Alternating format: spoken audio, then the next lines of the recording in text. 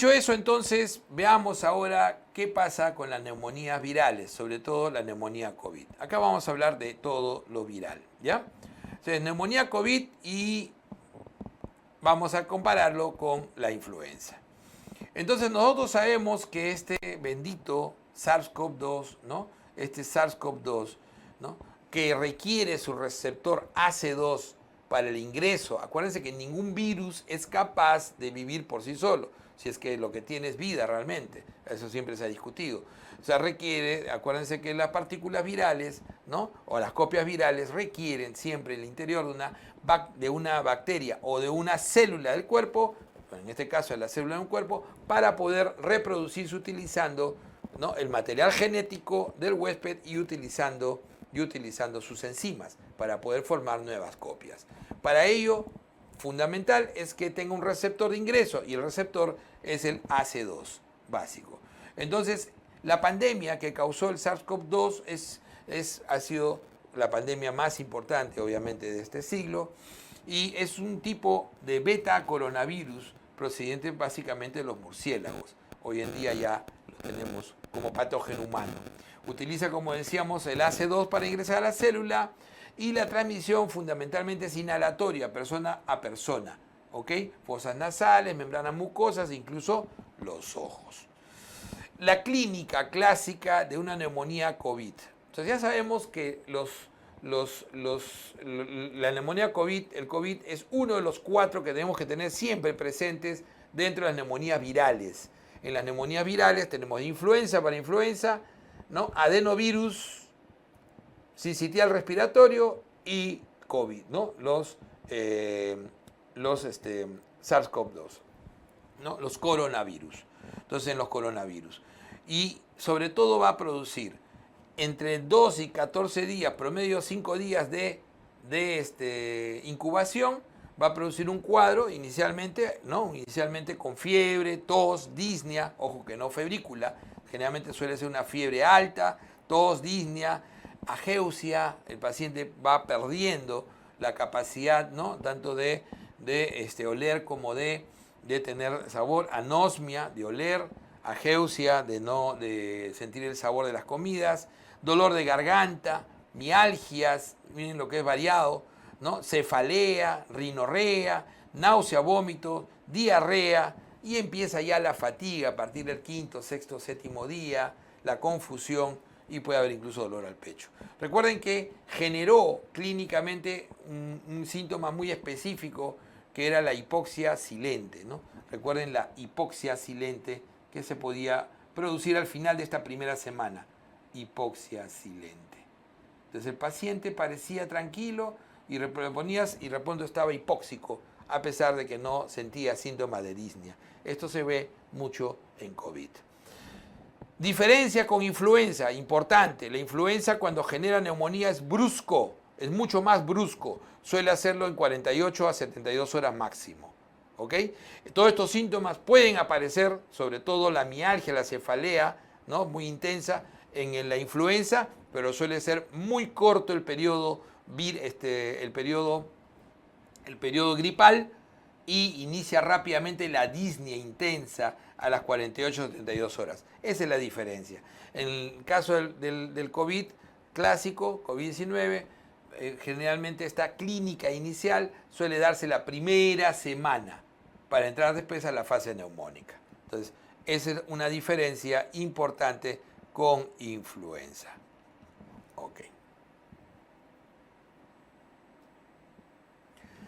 Cuando tenemos el paciente con esa clínica y esa sospecha, a la luz de lo que estamos pasando hoy en día, generalmente hay que tener en cuenta si había contacto ¿no? Si había un contacto positivo y podría ser el paciente asintomático.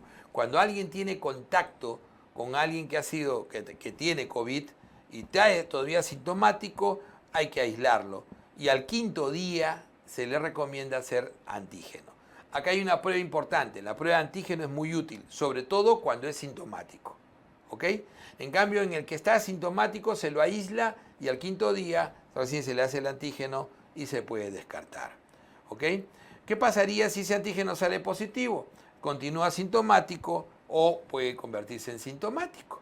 Si continúa asintomático, a los 10 días se le dice ya, tú ya no tienes ningún problema. Hoy en día, por cuestión laboral, se dice que al quinto día ya puede estar libre. Y el sintomático, generalmente hay que darle tratamiento, ¿no? Y al 10.º día de contacto también puede estar ya libre y sin problemas. ¿Qué pasa si el paciente es negativo? Se le da de alta. ¿Qué pasa con el sintomático? Ese es diferente. El paciente sintomático, ahí se le puede hacer el antígeno, sobre todo inmediato. ¿Por qué? Porque el sintomático, recuerden, ahí es donde mejor performance tiene el antígeno, sobre todo en el sintomático. Si el antígeno sale negativo, entonces ahí recién justifica hacerle un PCR de DNA y para ver si es negativo o si es positivo. Ahora, si da positivo el antígeno o el PCR, obviamente el paciente lo catalogamos ya, ¿no?, de un COVID, se le da tratamiento hasta el segundo día de asintomático. Cuando ya los síntomas ceden, al segundo día se le puede dar de alta. ¿Cuál es el tratamiento leve, gripal? Entonces, ahí viene el asunto. Mientras sea gripal el problema, o sea, el paciente no desature, el paciente no tenga ningún tipo de infiltrado en la imagen, mientras el paciente sea netamente viral, pues no corticoides, no ivermectina, nunca sirvió, no antibióticos, esos son los peores errores durante la pandemia, el uso de antibióticos. El aislamiento es más importante, los antigripales, sintomáticos importantes, los AINES pueden utilizarse sin ningún problema. El paracetamol es una buena droga, aunque se ha discutido mucho su sobreuso. Entonces, esto es básicamente lo que hacemos con un gripal. Vamos a ver el manejo entonces. Primero, ¿por qué un paciente COVID puede y podemos entrar nuevamente siempre a nuevos brotes? Entonces, y si va a ir modificaciones. Si hablábamos del Omicron, después vamos a entrar en otras fases. Entonces, la vacunación sigue siendo indicativo, anual, ¿no? Y los refuerzos, sobre todo en mayores de 60 años con refuerzo. Entonces, siempre, hoy en día, la vacuna es la bivalente, la que utiliza 2 antígenos. Eso a tener en cuenta. Es lo más importante, la que utiliza 2 antígenos es la que se utiliza hoy en día. Ojo que los factores de riesgo para COVID severo son sobre todo la edad, mayores de 65 años, como les decía, y la diabetes. Miren la diferencia que podemos ver con influenza, ¿no es cierto? Enfermedad renal crónica, enfermedades pulmonares preexistentes, hipertensión, ¿sí?, todavía sigue siendo un factor, el antecedente de enfermedad cerebrovascular, la obesidad también ha sido un factor importante, no tanto como en influenza, ¿no? El paciente que está en uso de biológicos, ya saben que es inmunosuprimido, los que tienen inmunosupresión, trasplantados y los VIH que están en fase C, ¿no es cierto? Menos de 200 CD4. Entonces, estos pacientes son los que tienen mayor riesgo de COVID severo. ¿Cómo es que avanza el COVID? Miren ustedes las imágenes. Entonces, nosotros tenemos primero una fase gripal. Esa fase gripal del COVID, recuerden que se puede confundir con casi todos los demás virus. La diferencia con influenza es que influenza suele ser 48-72 horas, el paciente ya está grave. Y la otra gran diferencia es que el paciente que hace neumonía por influenza suele asociarse con neumococo rápidamente. Esa es la otra gran diferencia. Entonces, la fase gripal del COVID suele durar generalmente la primera semana. La gran mayoría de los pacientes, más del 80%, van a superar esta fase solamente como gripal. ¿Cuál es la siguiente fase que pasa el paciente? Cuando comienza a desaturar progresivamente. Generalmente menos del 93% de saturación hace sospechar que el paciente está ya en la fase neumónica. En la fase neumónica, generalmente el paciente tiene indicación ya de hospitalización. Son pacientes con la fase neumónica que van a requerir, sobre todo, soporte de oxígeno y por las condiciones, las características del COVID que promueven mucha formación de trombos, el uso de enoxaparina profiláctica. Entonces, ya de la fase neumónica, el paciente se le da oxígeno y enoxaparina. Y la recomendación es que si hay un 40% más de compromiso pulmonar, como vemos acá, un 40% o más de compromiso pulmonar, ese paciente inicie con corticoides. La dexametasona es el único medicamento que ha demostrado tener, ¿no?, cambios importantes en la mortalidad de los pacientes, iniciados en la fase neumónica por encima de los 40%, sobre todo de compromiso pulmonar. Entonces, vamos a darle generalmente, acá falta poner, suele darse 6 miligramos al día por 10 días, es la dosis que más se ha utilizado, ¿no?, dexametasona en los mayores estudios. Un paciente en fase neumónica que tiene muchos factores de riesgo de empeorar más, podría utilizar otras drogas, sí. El Remdesivir es una droga que llegó muy poco en nuestro medio, pero se utilizó. El Remdesivir tiene alguna indicación, y si nos dijeran qué antiviral se puede utilizar hoy en día, todavía sigue siendo Remdesivir, sobre todo en los pacientes cuando inician la fase neumónica, tratando de que no se prolongue hacia allá. Entonces, la clave para usar Remdesivir son los factores de riesgo. En un paciente que inicia una fase neumónica con grandes factores de riesgo, se recomienda la posibilidad de utilizar Remdesivir para hacer que el cuadro no avance más. Ojo que esto no es perentorio, es una alternativa a usar. La otra alternativa es el tocilizumab, pero eso es en la siguiente fase. ¿Cuál es la siguiente fase? La fase de hiperinflamación. La fase de hiperinflamación o hiperinflamatoria es aquella en que el paciente de pronto comienza a hacer un cuadro más intenso de fiebre, mayor compromiso pulmonar y sobre todo va a hacer, ¿no?, una linfopenia, hace una linfopenia, menos de 800 linfocitos, ¿no? Va a tener una ferritina muy alta, generalmente mayor de 500, va a tener un PCR muy elevado, generalmente mayor de 70, o va a tener, por ejemplo, un LDH muy elevado, generalmente mayor de 250.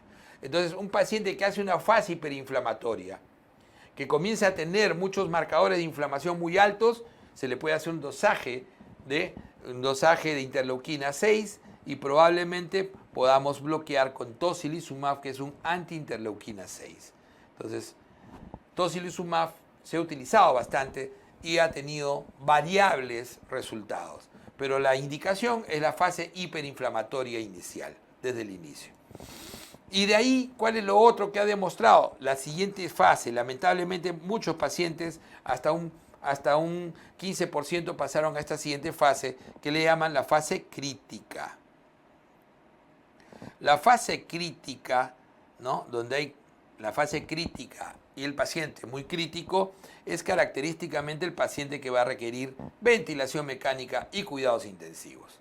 ¿Cuál es la principal característica de la ventilación mecánica en estos pacientes? La pronación. Recuerden siempre eso, la pronación.